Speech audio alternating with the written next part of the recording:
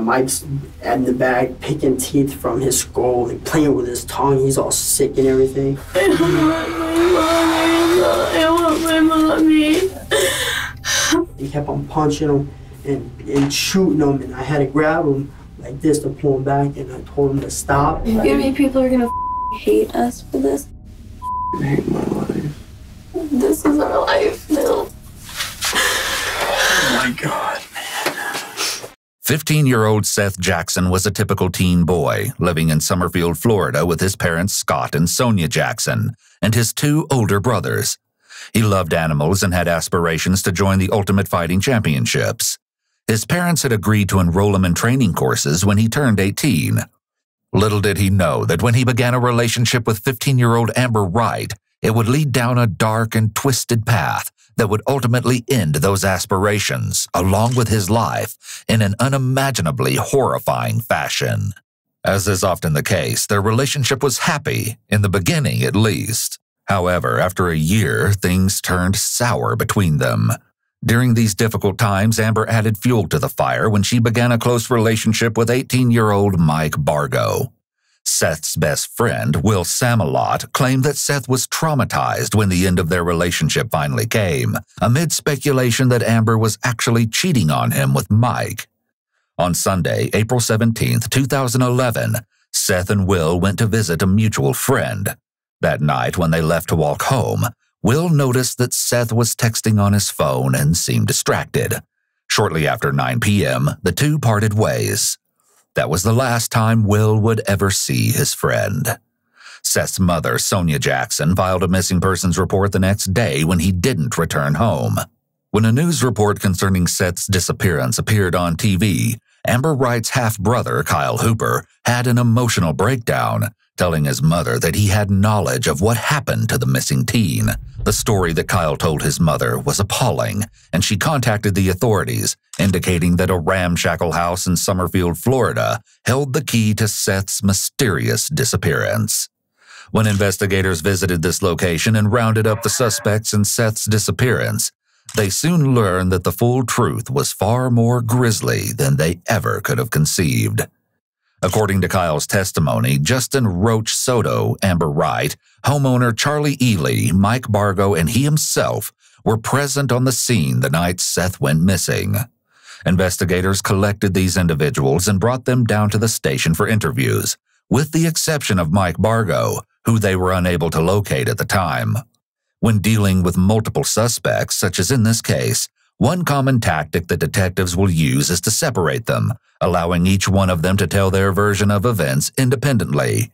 Once an inconsistency is found, detectives will present this inconsistency to all of the suspects in the hopes that all of them will tell the truth. This technique would prove critical as detectives began to unravel the complicated skein of threads in a complex tapestry of murder, unveiling one of the most twisted and chilling motives we've ever seen in a case. What follows is never-before-seen interrogation footage exclusively obtained by EWU. You can sit right there, that's fine. Thank you. That's kind of why we have the chairs to sit up like this. All right, so what's the issue? This is 20-year-old Justin Soto. To his friends, he's known by the nickname Roach.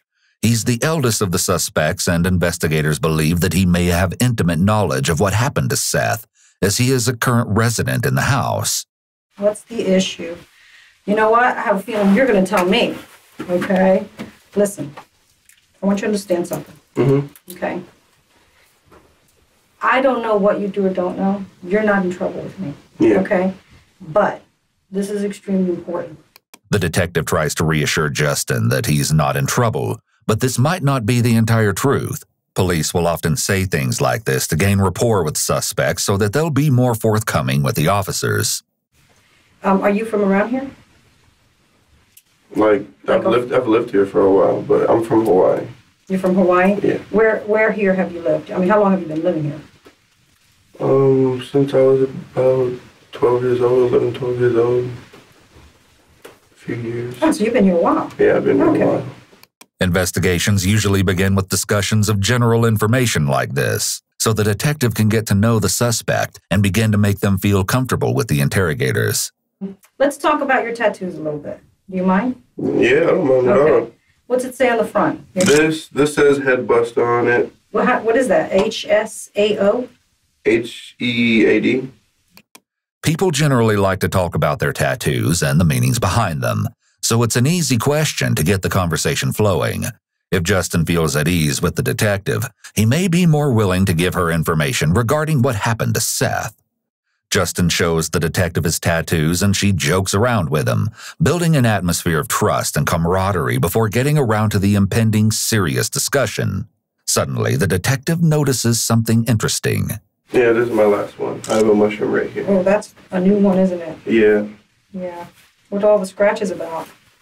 I mean, I was walking through the woods and some vines got a hold of it, and like 3 or 4 vines wrapped around my leg, and I went to go walk in it. Shh. Any others?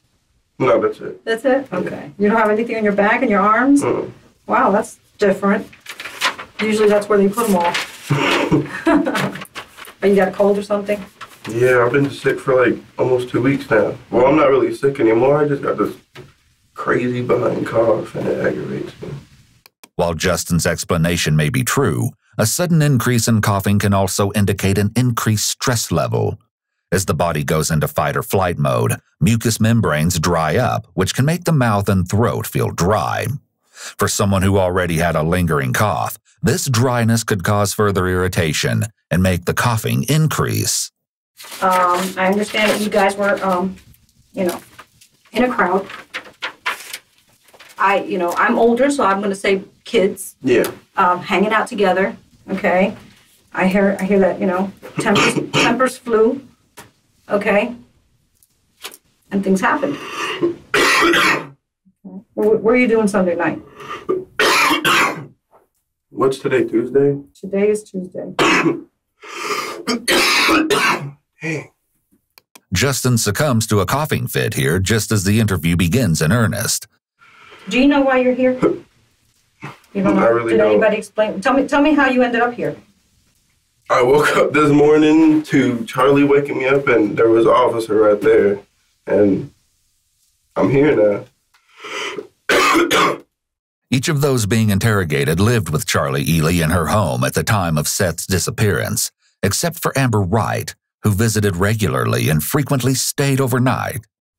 Okay, so you just got in a car and you didn't ask any questions like, what do you want? Why am I here? Nothing? You didn't ask anything? Oh, come on. You're too smart for that.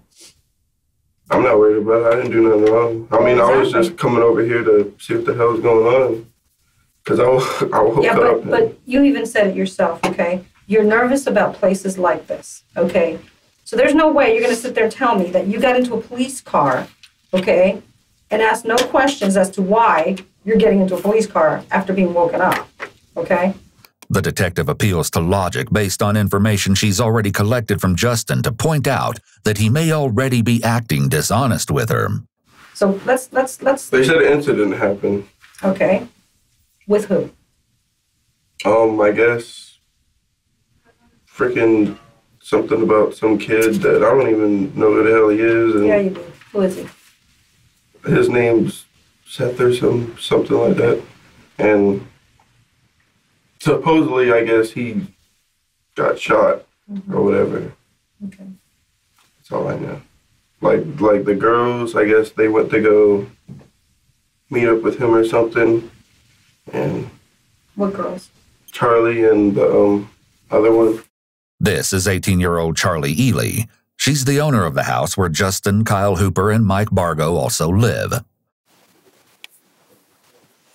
I don't like this room. I'm about to go crazy.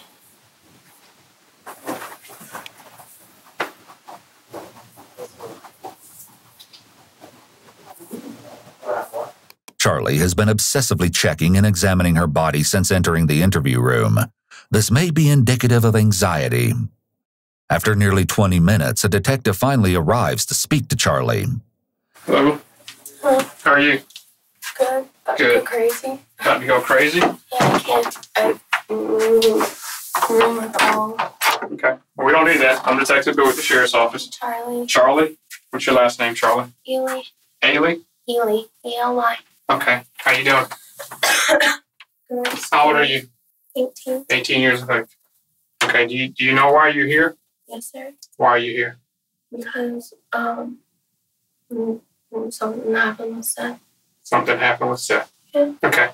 All right. Understand that we had a deputy bring you down here because of what may have happened with Seth, okay? There's an investigation that we're going to investigate. Are you clear with that? Charlie sighs heavily, which may be an example of her using an adapter to expel nervous energy. Adapters are nonverbal ways that people comfort themselves when they're feeling stressed. I'm going to sit back and pretty much just give you the floor. You've already explained to me why you think, why you're here. Okay? I know why I'm here. Explain to me why you're here. Often, detectives will allow the suspect to simply tell the story in their own words. This allows them to observe and catch any lies and inconsistencies, pointing these details out to encourage the subject to tell the complete truth. And be honest with me. Totally truthful.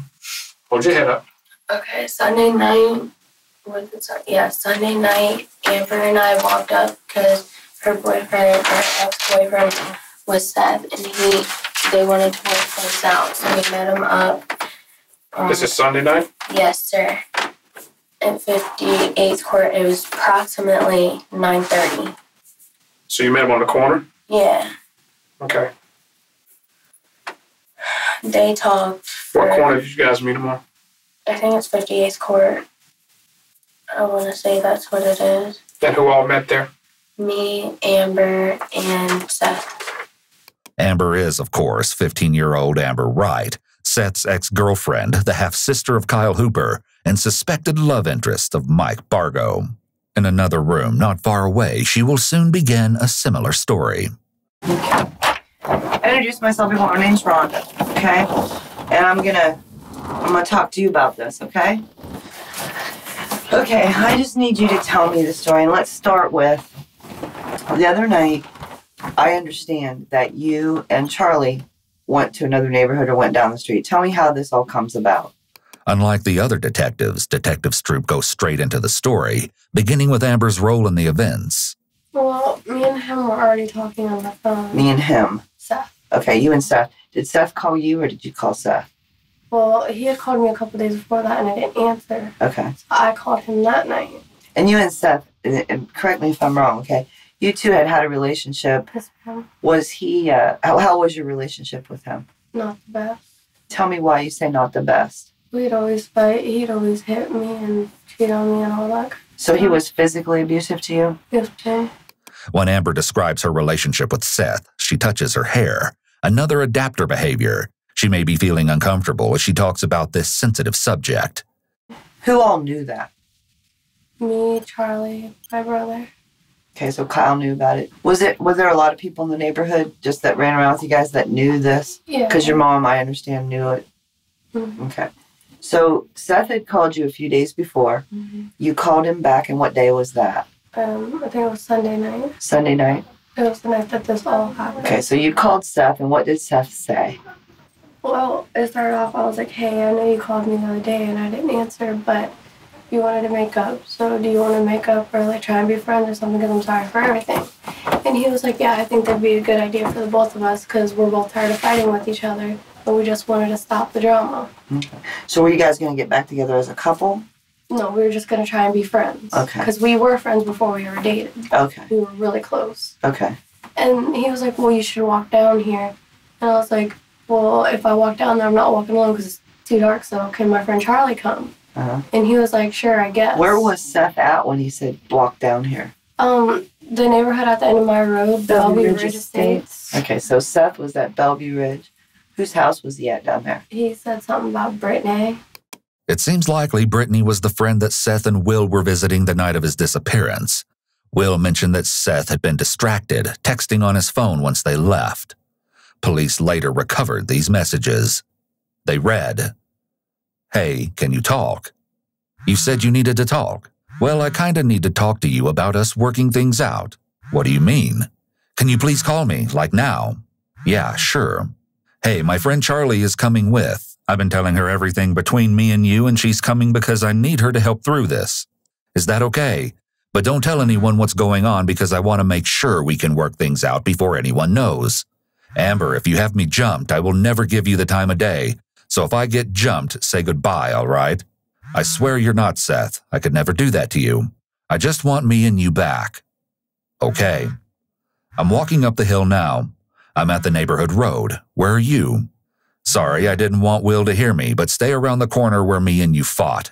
Just wait right there and I'll be there in a minute. This was Seth's very last text message.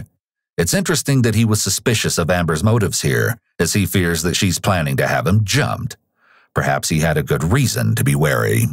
So you guys went down there and talked? We were talking for maybe not even 30 minutes. Okay. And his mom, I guess, texted him. And I was like, who are you texting? I thought we were talking. And he was like, my mom told me either right now or never. And I was like, oh, okay. I guess they started arguing, whatever. And then he looked at me. He's like... Arguing with his mom through text? Okay. And I guess he called her a bitch or whatever. I didn't want to get in it. And then he was like, look, I'm not in the mood to talk right now. I'm getting out of here for now. I'll see you around. And he just stormed off. So when he stormed off, we went back to my house. And about an hour later, he came to my house. Mike was off in his room like he always is. Okay. He never comes out. So he had no idea you went to see Seth or that you came back from seeing Seth that you're aware of? I didn't tell him. Okay. And Kyle's in the living room. What's Kyle doing? Kyle just sits there and watches TV like he always does. Okay, so he's just watching TV in the living room. Mike's in the bedroom. Okay, and then what happens? Seth comes to the house? Knocked on the door and Charlie answered it. And she was like, well, what do you want? And he was like, I just need to talk to Amber. Can I come in? I don't know what it is you're being careful about, okay? And it's okay to be careful, okay? But the truth is what it is, okay? And that's what I need from you. That's pretty much what it is. I don't know the kid. Okay. I know he's a little white boy and... Using the phrase pretty much is what is known as an exclusion qualifier. Other examples of exclusion qualifiers could be saying something like not really or for the most part. It allows the person to tell some of the truth while hiding the rest. It's important to note that just because you hear someone use one of these statements, it's not proof that they are lying, but an indication that they may be. Him and one of the girls used to date or whatever. And which girl? The Amber girl. Well, you just told me more than you told me a few minutes ago. How do you know Amber? As a friend. How did you meet her? Through her brother, Kyle, the other dude that's here. Okay. All right. So is Kyle the other one that lives with you? Yeah. Okay. Well, then now I know you know more than you're saying because, you know. He just moved in too. I know, but Kyle likes to talk, doesn't he? The detectives have pinpointed Kyle as the potential weakest link. After all, he is the one who originally confessed information to his mother, which resulted in the four being here at the station. What is unclear at this point is exactly how much Kyle has told his mother and the investigators. We can't be sure what the detective already knows, but neither can Justin. I haven't chilled with the kid in You what? I haven't chilled with or hung out with him in a little while until we moved in and started living there. Well, now you're making me think things a little differently, okay? The detective scoots her chair closer to Justin. This increased physical proximity creates additional pressure for him to tell the truth. Now you're making me think that maybe you had some involvement in all of this. Did you? No, ma'am. Did you have any involvement in any of this? No, ma'am. No? Where'd you get the scratches from on your legs? Vines walking through the woods. Because those are very, very fresh scratches.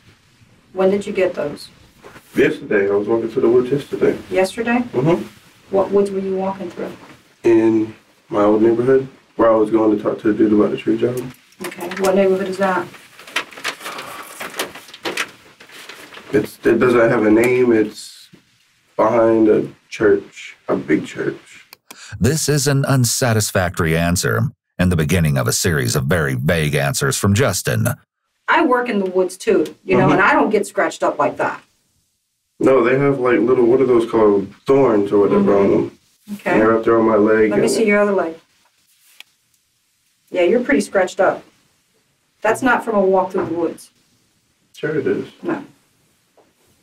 Talk to me, Justin. That's what happened. That's woods. Oh, I believe it's woods. Yeah. I believe that. I have no doubt it could be that. But that's not from walking through the woods. Yeah. Okay? We were either running, we were walking in the dark. The detective returns to the night in question, and Justin continues his strategy of distancing himself from the others. I don't know anything about what happened. Like, I just came home and I went to sleep.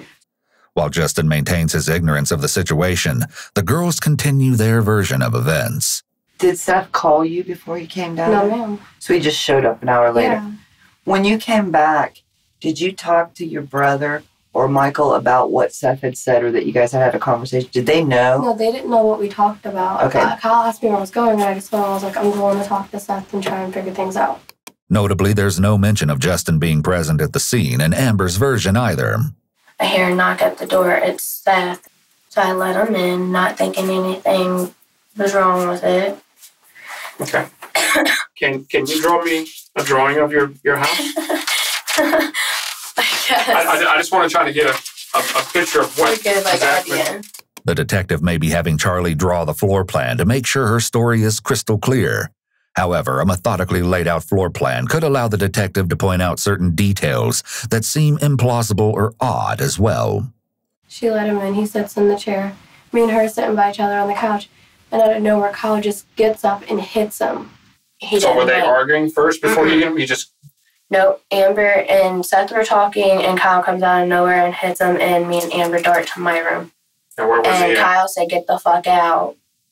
And he went out that way, and we hear Mike's door hit something, and Mike came out, and we heard gunshots. Okay. And by then, me and Charlie took off to her room. We shut the bathroom door, and we heard another door just fly open, and we just heard gunshot after gunshot after gunshot. And after maybe like 5 or 6 times of hearing it, it got quiet. And then you hear Kyle go, "What did you just do?"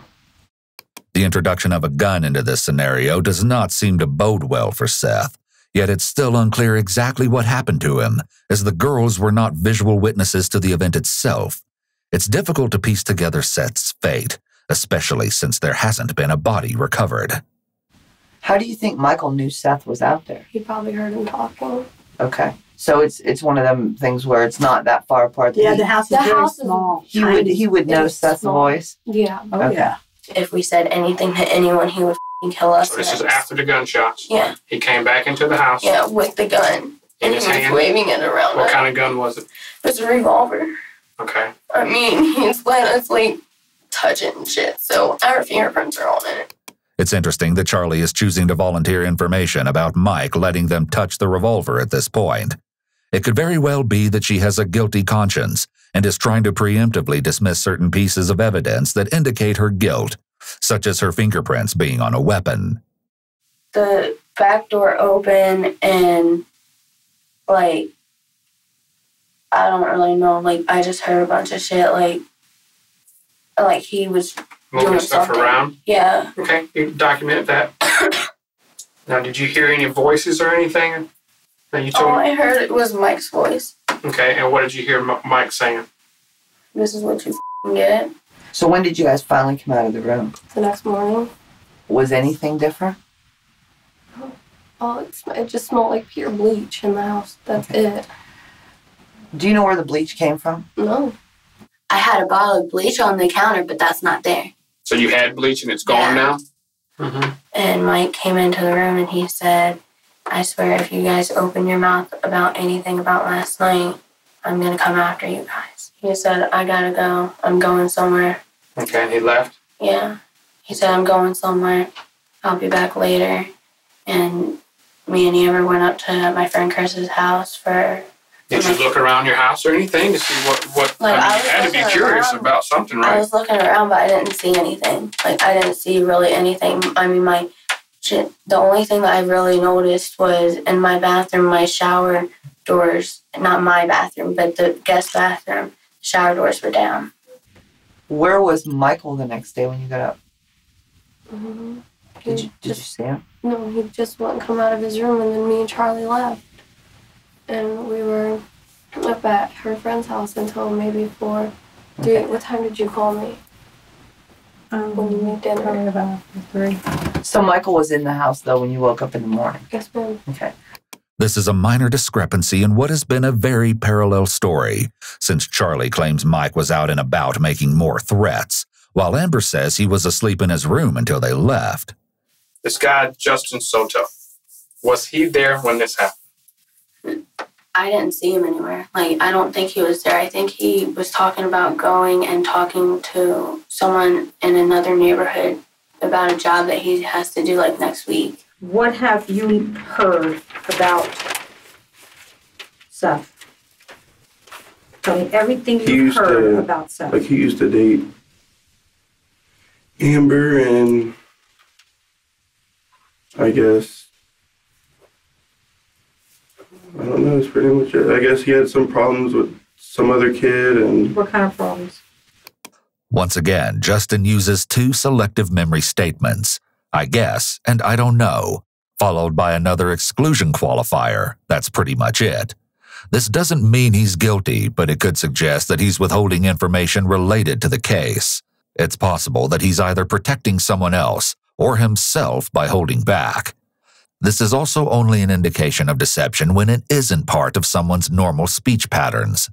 Some teenagers and young adults use phrases like pretty much all the time.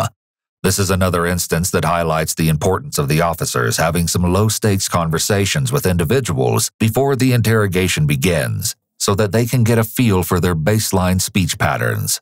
That way, if their word usage changes in association with certain topics, the officer can be more certain that something is off about that specific topic. Like, they were just, like, talking noise to each other. And who?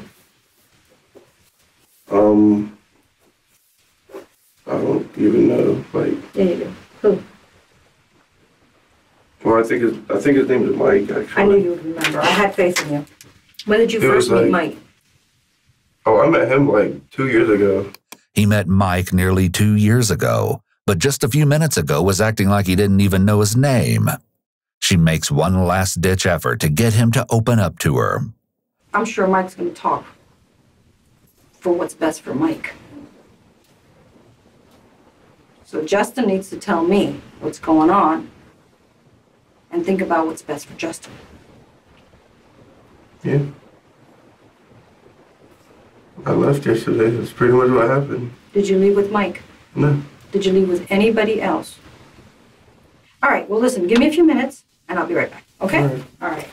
She leaves to acquire a smoke for him and likely to get an update on what the other investigators have learned from their suspects. Oh, sorry. I'm sorry, bud. Do you mind if I talk to her again? Okay, I'm gonna bring Kyle in here with you, okay?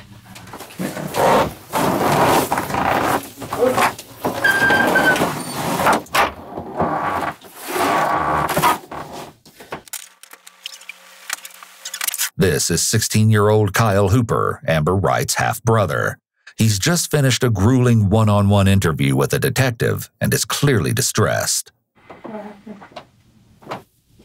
Both your kids are in a thing for murder. Number 2? Yeah. What do you mean?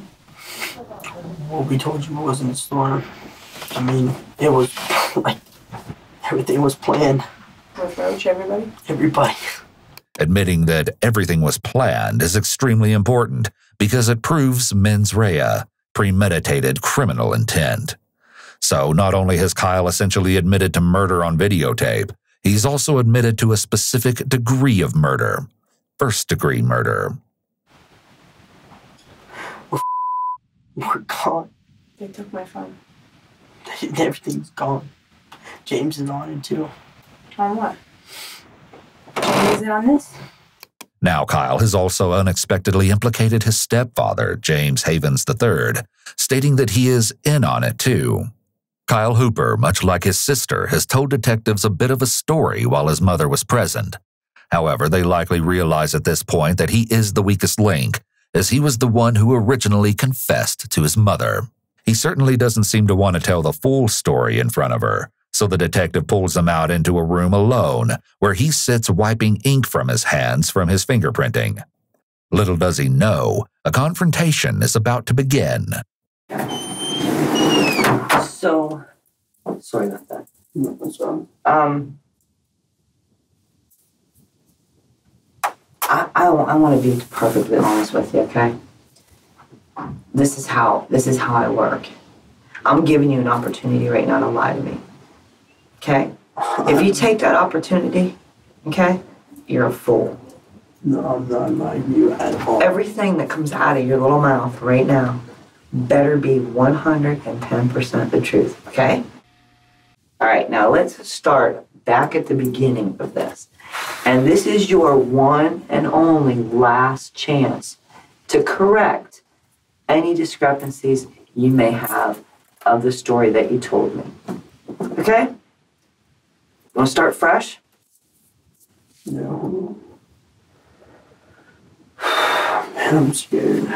Really, Kyle, I'm sure you are. Okay? I've never been through it. I don't want to go. I don't want to go through none of this. I didn't mean for none of this to happen. Okay, but you know what, Kyle? Right now is the time to man up. Right now is where the rubber meets the road. Okay? I can do nothing for you. I can do nothing. I can't talk to you if you're not going to tell me the truth. She may be trying to empathize with him to make him feel like she cares, but she makes no hints or promises that he won't be locked up or that she will help him. Meanwhile, Kyle is hiding his face with his hand, which may indicate that he feels shame and wants to hide himself from the detective's gaze. So let's start at the beginning, okay? Just you and I here, just start at the beginning. Tell me what really happened.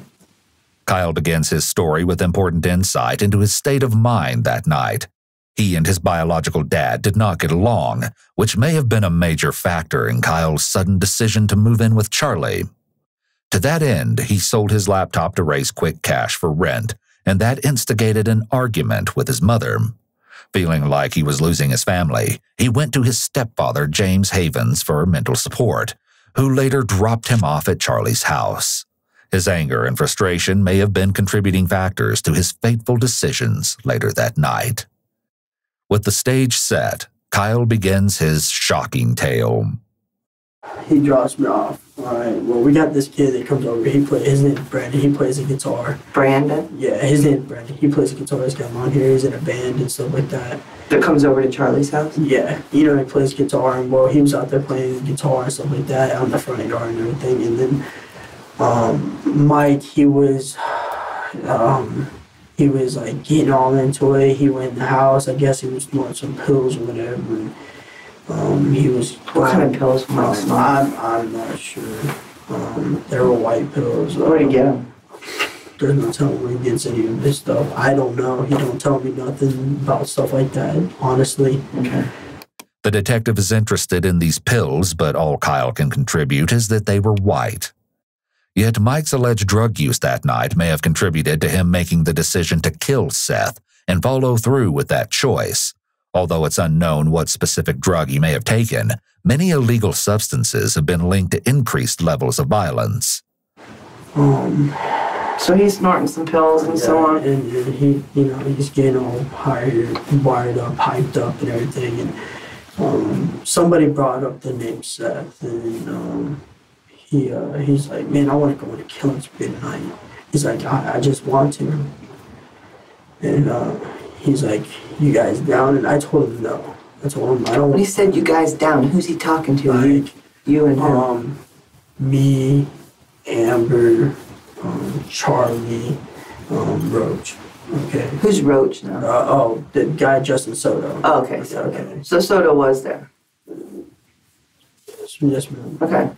Kyle hesitates, but then officially places Justin at the scene on this night, disputing his claims that he did not hang out with them and had no knowledge of anything that took place. Justin is going to have some explaining to do. I know you were there. I know about what you did. I know that you participated. And I want to know exactly what you did so that I don't blame you for something you didn't do. Because everybody else is. All right? Blaming me? Yeah. The detective has clearly learned details from the other interrogations. However, Justin doesn't know how much she knows, and she's implying they're laying the blame for events squarely at his feet. It appears that the detectives may be using the prisoner's dilemma as one of their tactics to get everyone to talk. This psychological dilemma involves separating people and then giving them a scenario in which each person must decide, without being able to communicate, if they're going to cooperate with each other and stay silent, or if they're going to turn on the other and deflect blame off of themselves. All the while, the detectives tell each person that the other has already spilled all of their secrets and blamed them.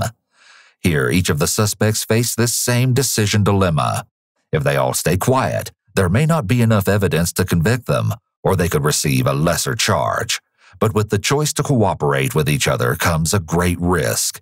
If only one person stays silent while the rest talk, they risk getting blamed for everything. But if they all talk, then they all could face punishment. The detectives will put the pressure on even more by suggesting to each person that the others are pointing the finger at them. Is this just an excellent way for interrogators to get to the truth? Or is it unethical to pit suspects against each other as it could incentivize false confessions? Let us know your thoughts in the comments below. Yeah. Wow. I know what happened to Seth. Okay? Mm-hmm. So, the floor is yours. Question is Roach going to look out for Roach? Or is Roach going to not look out for him and let him take the fall for everybody else? Well, since you put it that way, this is what happened since they were. As easy as that, Justin joins Kyle in revealing the truth of that horrible night. Meanwhile, Kyle's grim story is far from over. Mike has just taken the pills and is amped up and ready for violence. Was he talking about killing people? Was he talking about killing Seth? Pretty much, because he was like, man, because he's like, all you gotta do is find him and kill him on the way down here and everything like that. And he didn't want Amber to call him off of the phone or text him. He didn't want nothing, have her or Charlie to have nothing to do with it. What could Seth possibly have done to stir up such animosity with Mike? This couldn't have been a random event. There had to be a motive. Perhaps Amber has already given investigators a clue. Why does Michael not like Seth? Because he likes Amber. Yeah. Oh, okay. So have you ever dated Michael? We've never dated, but we've always had a thing for each other, but never dated. Okay. Despite what Amber says here, Seth certainly feels like she and Mike were in a relationship. The two former lovebirds engaged in a social media war after the breakup, which demonstrated how volatile things had become between them. In February of 2011, before the breakup, their Facebook posts were what one might expect from teens in love. But then on March 23rd, Amber announces that she is done, followed approximately a week later by a similar post from Seth, indicating that he is now single. Seth and Amber continue to express their frustrations, which leads to an online war, with friends on both sides providing support and sometimes a voice of reason when they take things too far. On April 3rd, Seth seems to want to extend the olive branch, but Mike gets involved and Amber makes it clear she wants nothing to do with Seth. According to some sources, it was around this time that Seth challenged Mike, and the two got into a fight. Despite being younger by 3 years, Seth apparently won the fight, deepening the rivalry between them. Battle lines are drawn. Amidst this online chaos, it's no wonder that Seth was suspicious about being jumped when Amber suddenly wanted to make nice with him and get back together. Well, Amber decided and she agreed to it. Your brother told me everything. Okay. So you can sit there and you can continue to lie and I'm going to walk out and treat you like a piece of garbage. Or you can sit here and treat me with the respect that I treated you with. Okay? And you can tell me the truth. Yes. What's your choice going to be? True. Okay. Speak up so I can hear you too. Okay? Alright. So let's start at the beginning again. And you tell me this story. And the first time that I think you're lying, I'm getting up and walking out of here and I don't care what happens to you. Yes, ma'am. Do you understand me? Yes, ma'am. Okay. The detective is far more aggressive now. Amber begins with Brandon playing music and designates the same players on the scene, including Justin and her stepfather. James and Brandon both left. After, Brandon was playing guitar and everything, they both left. And Mike was, talking to Charlie and Kyle and me. And he was like, you should call Seth. And I was like, for what? He's like, act like you're gonna make up with him. And I was like, for what, Mike? He's like, because I'm gonna kill him. And I was like, why are you gonna do that? He's like, because I'm tired of him. This is a key moment, as Amber has now revealed her knowledge of Mike's intentions. This admission means that she knew something may happen to Seth if she called him to ask him to meet her. She's now gone from an innocent bystander to an instrumental part of Mike's plan. So I went into the front with Charlie, and I called him, and I told him I wanted to make up. With additional confirmation that the girls are not as innocent as they claimed, there is still another confrontation that needs to take place to get the full story. I need you to be totally honest and truthful with me, okay? Because we have talked to other people. We've talked to Kyle, okay? And Kyle has told us his new version of the story, okay? He's, from at this point, he's been totally cooperative, okay? I know there's some things that transpired prior to. I know there were some conversations prior to about something happening. The detective is being intentionally vague when he hints that Kyle has given them information.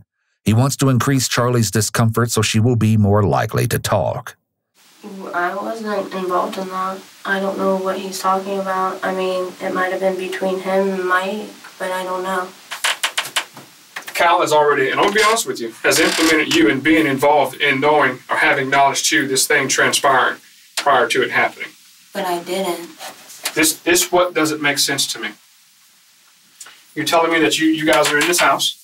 You drew out a diagram for me of your house where everybody was sitting at. The C is for me. The A is for Amber. The K is for Kyle. The S is for Seth. And then Mike was in his room allegedly, correct? Okay. Who else was at this house that you did not put in there?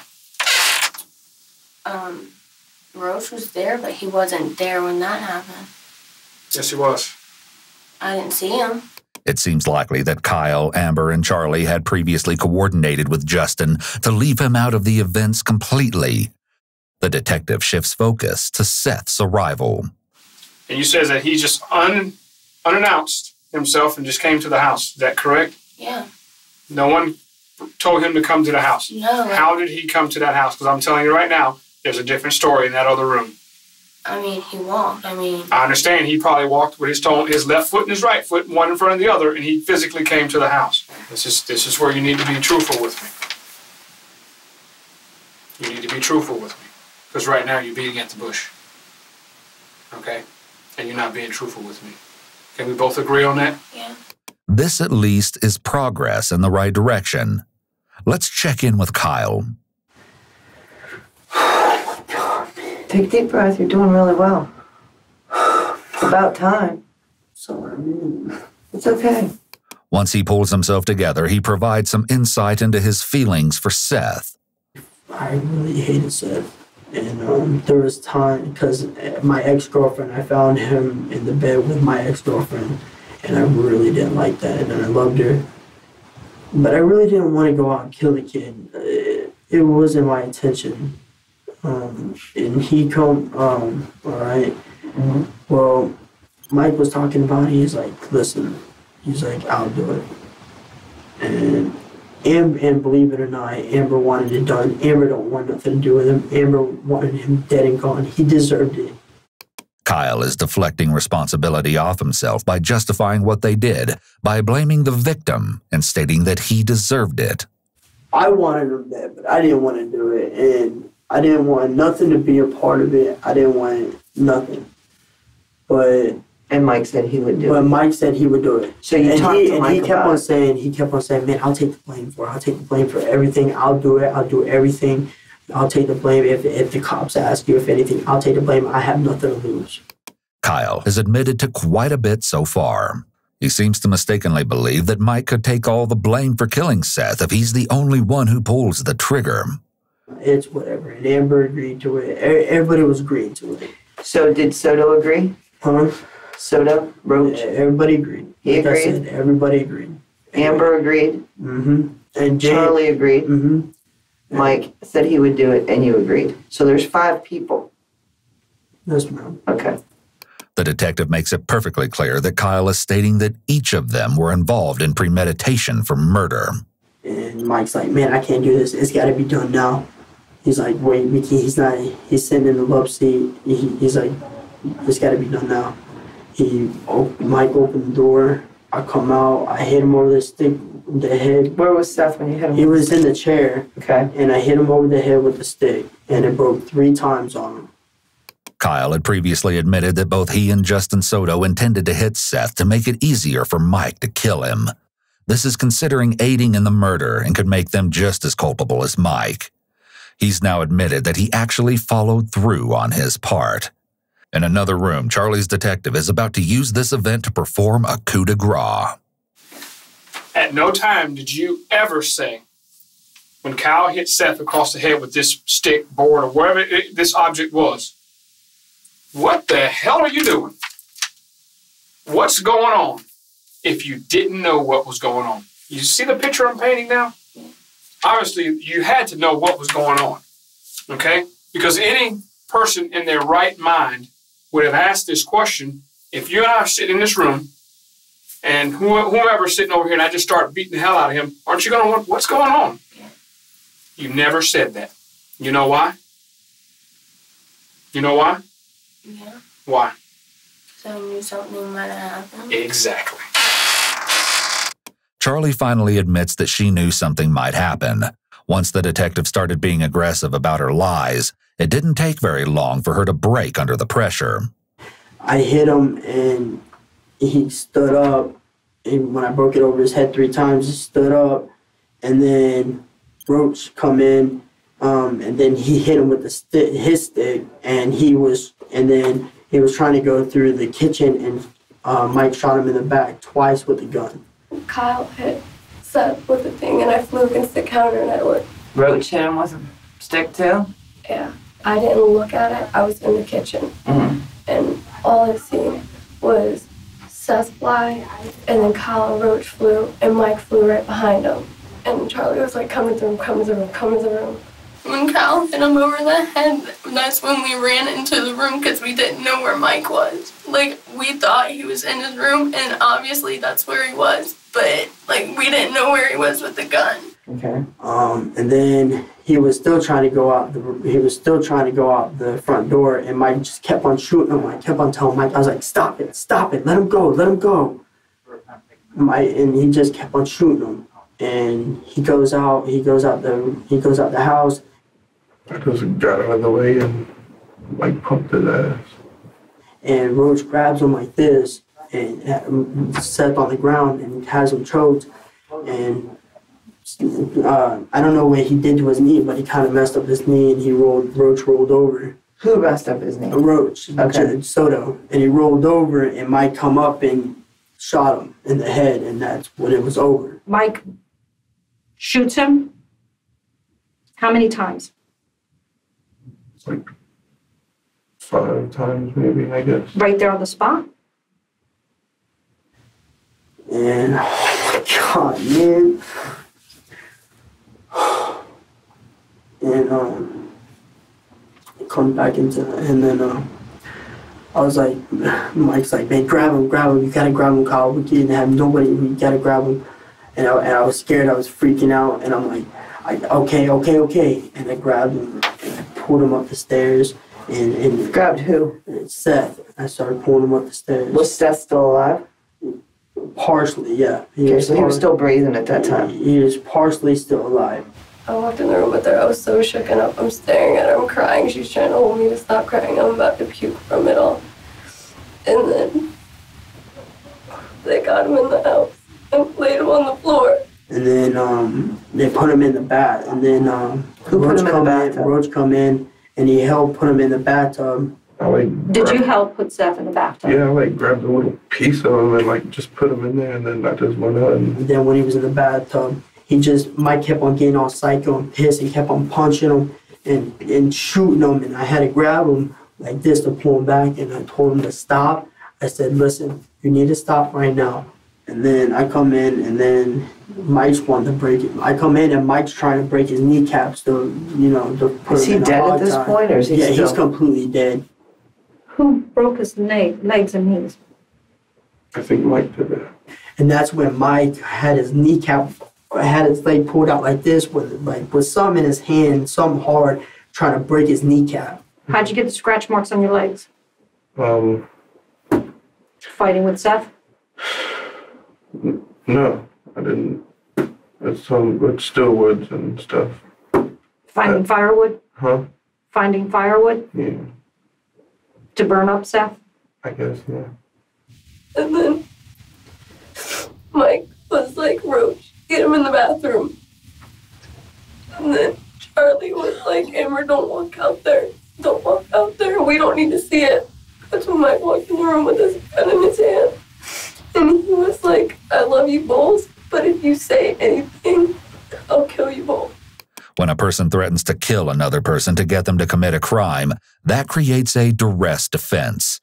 However, this is not usually a defense to a homicide, as it's considered wrong to take another person's life, regardless of whether your own life has been threatened.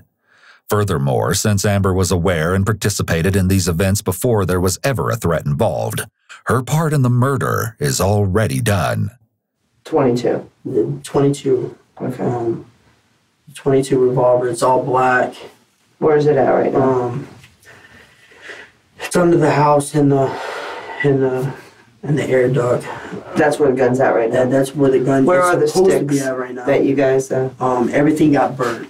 He then begins to explain how they disposed of Seth's body once his kneecaps were broken in the bathtub. And then he hog-tied him, and then he put him in the bag. In what bag? Like I said, that sleeping bag. Okay, so after the bathtub, they put him in some blue thingy that you said, Yeah, like a bag. A bag or something. Okay. He What do was they brought do? up- He was brought up there. Who brought him out? Mike and Cotto. It says Mike and Soto. Well, they brought him up there first, and I just dragged him a little bit. After a pause, Justin amends his story since the detective already knows he was involved, but just a little bit. He'd already been collecting wood for the fire, and now they got it started in the backyard, preparing to dispose of the body in the bag. We had these two tires. The tires, now the rubber was supposed to, I guess what Mike said was supposed to overdo the smell of the burnt body, something like that. Mm-hmm. So Where'd you get the tires? the tires were already in the front yard. They come off of some car or something. And then I come out there, and then Roach was telling me something about the shovel. I guess he hit him over the head with a shovel or something, because he was still, Mike's psycho. He's crazy. The guy's completely dead, and he's still hitting him. If what Kyle is saying is true, Mike continuing to strike the body with a shovel could suggest that he's trying to relive the experience of killing Seth. He may have felt a rush of adrenaline when he first attacked the victim, and he wants to feel that excitement again. The drugs Mike took may have also contributed to his frenzied behavior. You and Mike stayed out there and watched the body burn in the fire, I right? stayed out there. You stayed out there by yourself? Yeah, most of the time. Okay. Well, thank you. I appreciate your being honest about that, okay? Mm-hmm. So I guess it was your job to make sure the body burned? Yeah. I just wanted it all to be over. The next morning, when the fire's out, Mike prepares what remains of Seth's body for disposal. We're just going around there. Mike's in the bag picking teeth from his skull and playing with his tongue. He's all sick and everything. He's putting them into them paint, them containers with paint and everything, the ashes and everything. Who's helping him do that? He was at that point. He was just doing everything by himself at that point, because everybody just said, "F it, we're done." Where is Seth right now? Where is all of his body parts? It's somewhere in Ocala. Where? Oh, it's some rock quarry thing or whatever. This quarry was a place Mike had once gone swimming with an ex-girlfriend, and he knew it was a desolate place, perfect for disposing of the paint buckets that contained his victim. It's out. You brush your teeth, right? Yeah, You know what toothpaste look like, right? yeah, You ever mashed it? yeah. You ever try to put it back in there? It can't go back in. Can't. I want my mother-in-law. Can't go back in, can it? No. Somewhere nearby, Amber faces the music for her part in the debacle. What were you thinking? I was scared. What were you scared of? There was no threat I was scared at the time but there was no threat at the time. Seth wasn't even there. Mm-hmm. So what are you being afraid of? Seth wasn't even there. There was nothing for Mike. Mike, you said, Mike told me, I love you both. He would never do anything to hurt you. What were you thinking about getting Seth up there? I don't know. I wasn't thinking at the time. Did you just hate Seth that bad? I didn't hate him. I was hurt. Does your mom know about this?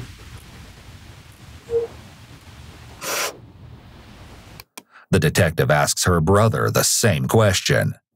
What do you think your mom's going to say when you... Does your mom know this true story? Oh, yeah. She knows what I told her. What do you think mom's going to say? Not one of her children, but both her children are involved in murder. Last but not least, there's Justin. I just don't want to get into more shit. I didn't even want to get into shit. I just wanted to get my life together.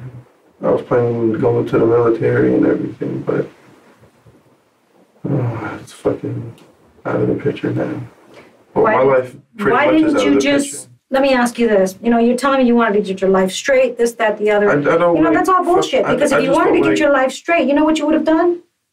You would have not participated in this, and you would have called the cops and said, this is what's about to happen to this kid. You gave no regard to another person's life. Why didn't you call 911? I don't call 911. You don't call 911? I don't like being able to lie. But you let a person die. Because that's the honorable thing to do?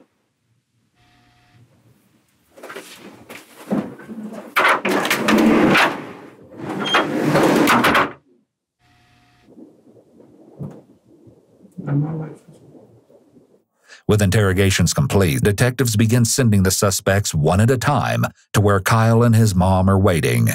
He's sitting in the chair, currently just off screen.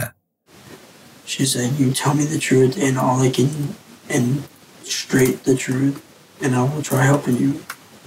That's why I need to talk to the detective again.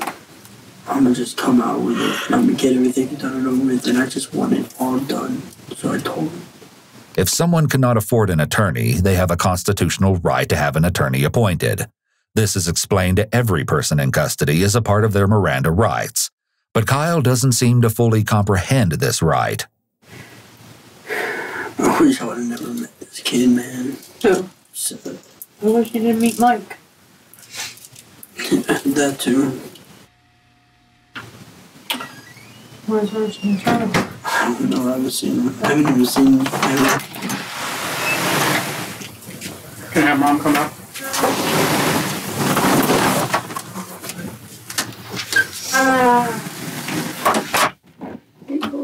I had to. They knew we were lying. Immediately, Amber confronts Kyle. For a second. Is that your mom's purse? Yeah. Let me give your mom. Did she leave it? No, actually. So, we've interviewed Amber, Charlie, and now you can't now. I know you're lying to me. They immediately begin talking about the interrogation.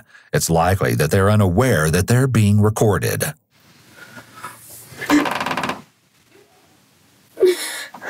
I'm sorry, guys. He's not gonna wait for me. Charlie taps her arm where her husband's name is tattooed. With the prospect of facing incarceration before them, the conversation turns to their feelings about the idea. Yeah, that's what I'm terrified. I am too. Because I'm actually going to an actual jail. And then an actual prison. It's no like juvenile. Well, I'll probably be going. You can't, you're 15. Yep, they can trial me as an adult because I actually hit. In time, they begin to speculate about the one person who is still missing, Justin. So for you, and if you want to give me a Roach was already out because I heard them talking about a cigarette. So where's Roach now? And I even said if they don't do anything, if like they don't do anything about us with us, then we're gonna have to watch our backs. What, with Mike? With anybody. Maybe people are gonna hate us for this. People that don't even know us are gonna be looking for us if we get out of this. Why? There's a 15-year-old kid murdered because of us. Do you honestly think people want to be around that? Do you think people think there's those kind of people are supposed to be here? Yeah, but it's not our fault. Hell, I don't even like the kind of people, and I'm one of them now. I don't even. And I didn't even do anything. Throughout their discussions, they've been placing the blame squarely on Mike as the ringleader, discounting their own contributions to Seth's murder, as Kyle does here. They seem to struggle to acknowledge what they've done or take responsibility for their own actions. Amber, where are the clothes that you had on that Sunday? After Amber answers the detective's question, Kyle takes the opportunity to try to find out some information. Can you tell us anything what's going to happen to us? Yep, I sure can, and I will. Just in 1 second, just let me go back and tell him what she said. What shirt did you have on? This is the story. You're an adult, correct? Juvenile and juvenile, correct? Am I right? Mm-hmm. You two are under 18 and you're 18. You're all going to be booked with first-degree premeditated murder. You two will go to the Juvenile Assessment Center. You will go to the Marion County Jail. Okay? Take a deep breath. You'll have no bond. You won't be getting out. How many years? Oh, honey, this is not... Listen to me. Everybody just take a deep breath. Like, well, since we really didn't do anything. No. See, but you did. First of all, let's get over that hump right now, okay? That we really didn't do anything because everybody's complicit here. A person died. A person was murdered, okay? We all knew about it. We all planned it. We were all involved in getting it done. So let's hop that hurdle first, okay? Let's man up to the fact that, damn it, this was a pretty heinous crime and we all had something to do with it. Now we got to deal with what will happen to us from that, okay? Yeah, well, it was like the fact, like, I know I was scared because Mike had a gun and you know what? Stop it. Do you think we haven't been listening to everything you guys have been saying in here? Are you that stupid, really? I know. And just stop. Because I don't even, lying to me just makes me just, ugh, I hate it. I wasn't lying. Oh, yeah, you were. You lied about a few things. But anyway, that's what's going to happen. It is one step at a time. Remember to breathe. That's how we get through stuff like this, okay? But you know what? I will say, you, sir, I have a lot of admiration for because at least you told the truth. Having praised Kyle for his honesty, she informs them that they will be booked, but that they still have the trial to determine their guilt or innocence. What? How? Is Roach going to go through the same thing? Yes, he is too. He's admitted his part. He will be booked also. She tells Kyle and Amber they will let her see her mother before they have to leave, and then departs. The staggering reality of their situation begins to sink in. We're all in for murder. I lied. What? Did you say, why did you lie? This is our life now. Oh my God, man. We didn't do anything with the body or anything like that. I get 5 years, I'm 20 by the time I get out. Amber is unable to grasp the true magnitude of what a first-degree murder conviction would mean. 5 years would be a drop in the bucket compared to what she can expect. And I'm gone, Joe. Joe's gonna be gone. He's not gonna stay at all. This is all because of Mike. Played us all. I'm so scared. I'm gonna get my ass beat in there. I think it's gonna be like a fresh little meat. I'm probably gonna be the smallest fucking person in there. Don't always this. Oh, you guys are going to the juvenile thing. I'm going to the big thing. Have you seen the juvenile? The juvenile is crazy. The jail is full of older people now. Now the juvenile is all these. I'm so scared. It's gonna leave me. In the middle of this despair, the detectives let Justin into the room. He is not happy.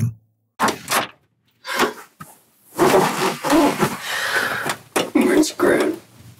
Yeah, I know that. Yeah. And Mike's fucking running while we're all handling it for him. I want my mom. I don't want.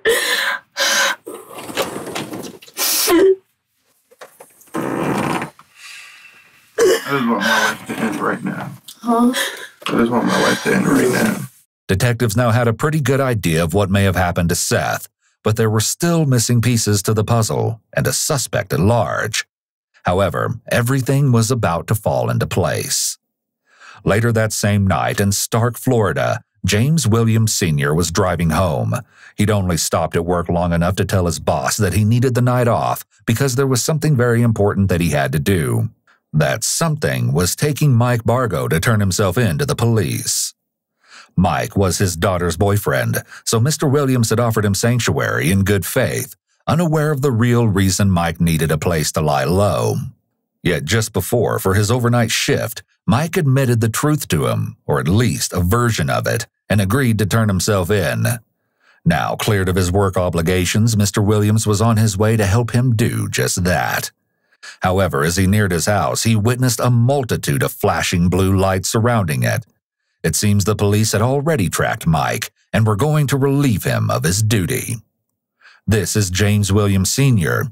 He is the father of Mike Bargo's girlfriend, Kristen, and is the man he chose to stay with while on the run from police. Tell me how you became involved in this and what knowledge do you have? Okay. I just run down everything exactly to you as what happened. Okay.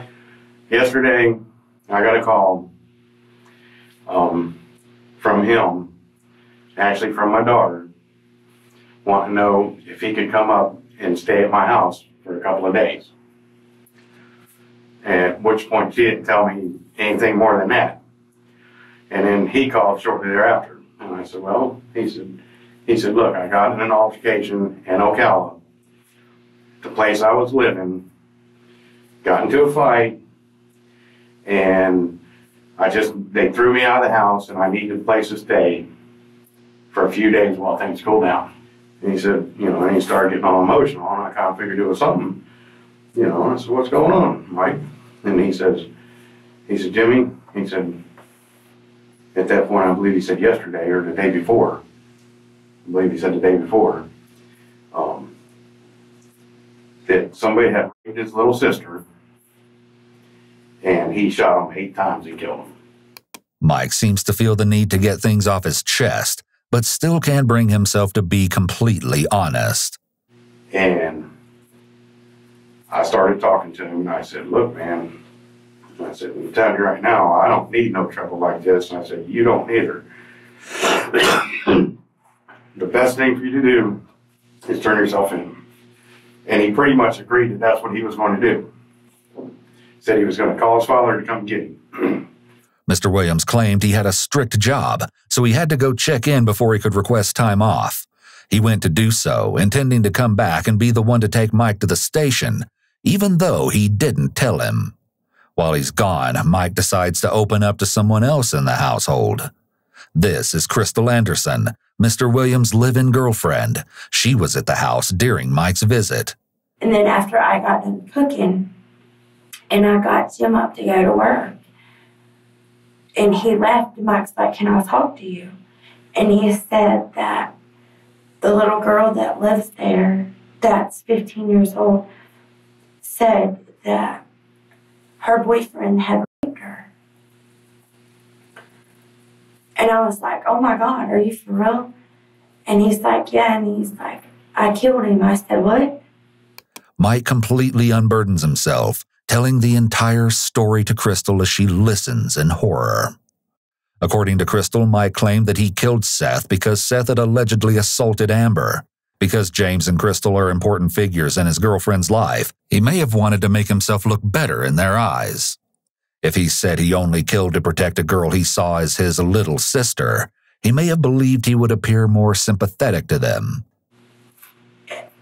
And he said that after he did that he took 5-gallon buckets and put the ashes in the buckets. Him and the girl's stepdad had drove them to some place where they go swimming at, and had took cinder blocks and tied them to the bucket and threw his body in the river. Crystal's story cements James Haven's culpability as she describes that he was involved in disposing of the body. Several accounts place Justin Soto at the scene, too. Allegedly, Amber texted James Havens, her stepfather, and asked him to come to Charlie's house. Once there, James helped Mike and Justin load the paint cans, cinder blocks, and a dog leash into the back of his truck, and Mike gave him directions to the quarry. There, they used the leash to tie cinder blocks to the buckets and threw them into the quarry. And he called his dad, and this dad told him that's what had busted through their house. And they were looking for him, and I told him, I said, Mike, I said, you got to tell Jim what's going on. You got to tell him. I said, I can't let him get in no trouble because you want to be crazy. And I had called my cousin that lives across the road, but nobody was home because I was scared. I didn't know what to do. Okay. And is that when we showed up? Yeah. Now that these interviews have concluded, there is, of course, one more person who the police need to have a little chat with. Which one? This one or that one? That one's in No, the not there. How you doing? This is 18-year-old Mike Bargo, mastermind and instigator of the Seth Jackson murder. He flops down in the chair where the detective directs him, his body language immediately seeming to indicate that he will not be as cooperative as his fellow conspirators. Yo, Mike, I get these off the way. They're really killing my wrist. Mike may be feeling powerless, so he tries to take control of the situation right away by asking to have the handcuffs removed. The detective complies, likely to build goodwill. I got a hole in that hand, and as you can tell. Okay. I'm Detective Brewer from Marion County Sheriff's Office. Okay? I think you know why I'm here to talk to you. Okay? Before we talk or anything, I have to advise you of your rights. You understand that? Mm-hmm.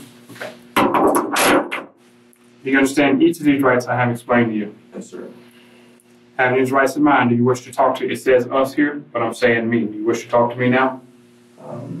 I'd like to give him one phone call, because I need to get hold of somebody. I need to call my lawyer. You want to talk to a lawyer? Is that what you're telling me? I mean, I'll talk to you, but I don't want to call my dad. I want to call my dad. Hold on a second. You just said you want to talk to a lawyer. Did you want I talk to a lawyer, or do you want to talk to me? I want to clarify that first. I'm going to talk to a lawyer. Okay. Stand up. The detective cuffs him again and leads him away. Before questioning has even begun, it is over. The so-called Summerfield Six, Mike Bargo, Amber Wright, Kyle Hooper, Charlie Ely, Justin Soto, and James Havens III were charged for their roles in Seth Jackson's murder and faced trial. James Havens III was charged as an accessory to murder after the fact for helping dispose of the body and pleaded guilty. His sentence carries a penalty of up to 30 years in prison, but the most recent updates indicate that his sentence was deferred. Amber, Kyle, Charlie, and Justin were convicted of first-degree murder, receiving life sentences. In 2020, after serving nearly 10 years of prison time, Charlie Ely's lawyer earned a retrial on claims of an ineffective defense team, and she accepted a plea deal for second-degree murder, reducing her sentence by a decade. With time served, she was freed at 27 years old. As both the primary instigator and shooter, Mike Bargo was sentenced to death for his crime and awaits his fate on death row. His last words before heading back to his cell after sentencing were reportedly, "May God have mercy on my soul."